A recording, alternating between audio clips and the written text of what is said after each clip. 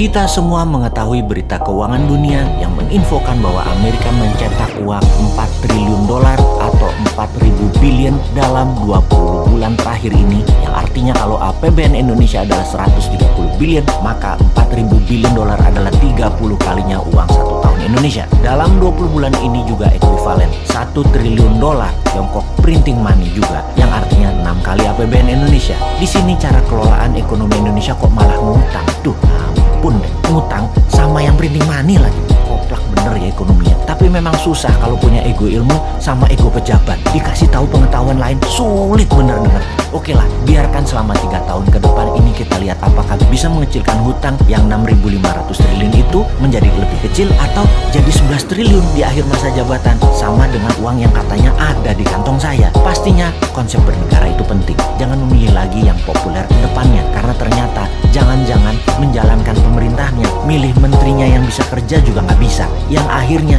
dia lagi yang ditunjuk untuk menyelesaikan proyek mercusuarnya. Coba lihat dengan seksama siapa yang bisa bertanding di tahun 2024. Semuanya dirinci. Bisakah membuat rupiah ke 10.000 terhadap dolar? Bisakah membangun tanpa pinjaman IMF dan pinjaman Tiongkok? Bisakah membuat Indonesia menjadi raja ASEAN di tahun 2035? Bisakah mensejajarkan Indonesia dengan Tiongkok dan Amerika di tahun 2045? Apa konsep ekonominya? Apa konsep pertahanan wilayahnya? Pasti nggak ada. Sebutkan 3 gubernur yang populer saat ini di survei terdepan. Mampu nggak dia? Coba tanya incumbent yang saat ini jadi menteri, yang beberapanya cukup genit untuk menari di tahun 2024. Sekarang ngapain aja mereka? Lalu di tahun 2024 nanti mereka ngapain? Rasanya sulit membuat Indonesia menjadi superpower kalau mereka-mereka ini yang menjabat. Ini pertanyaan dan pernyataan, tapi mereka harus membuktikan dengan konsep-konsep mereka itu. Atau sisi lain, oposisinya, siapa yang akan menari di tahun 2024 dari oposisi saat ini? Apa konsep luar negerinya? Timnya siapa saja? New Mind setidaknya ada 5 orang yang sudah dijual tampang mereka dikemas dalam promosi workshop. Mau tahu 100 orang lainnya lagi? Perlahan New Mind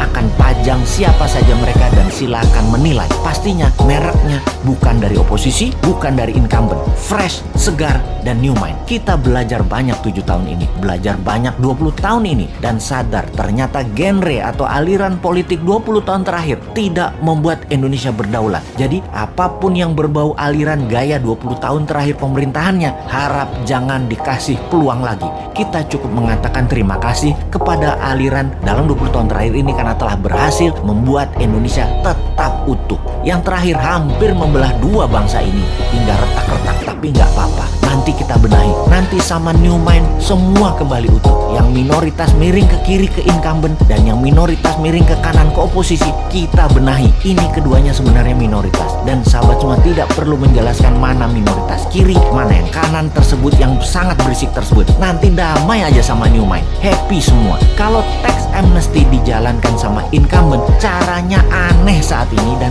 tidak akan membuat uang di luar balik. Mungkin karena pejabatnya orang pintar makan sekolahan semua, bukan orang dagang. Dan kalau prinsip dagang kan win-win, negara untung dan pemilik dana juga untung. Nanti kalau New Mind yang jadi, yang 11.000 triliun itu masuk sendiri tanpa dipaksa, tanpa disuruh-suruh, dan tanpa ditekan. Kalau yang sekarang negara doang yang mau untung. Secara teori di sekolah memang begitu, kuat di konsep dan kuat di kertas. Di prakteknya ditinggal, dilepek. Nanti New Mind masukkan dolar milik swasta ke tanah air dengan lebih cantik, nggak galak, nggak pakai buzzer, nggak naikkan pajak, nggak ada framing dan kriminalisasi. Kita main cantik, semua happy. Mau tahu caranya? Nanti di 2024 kita praktek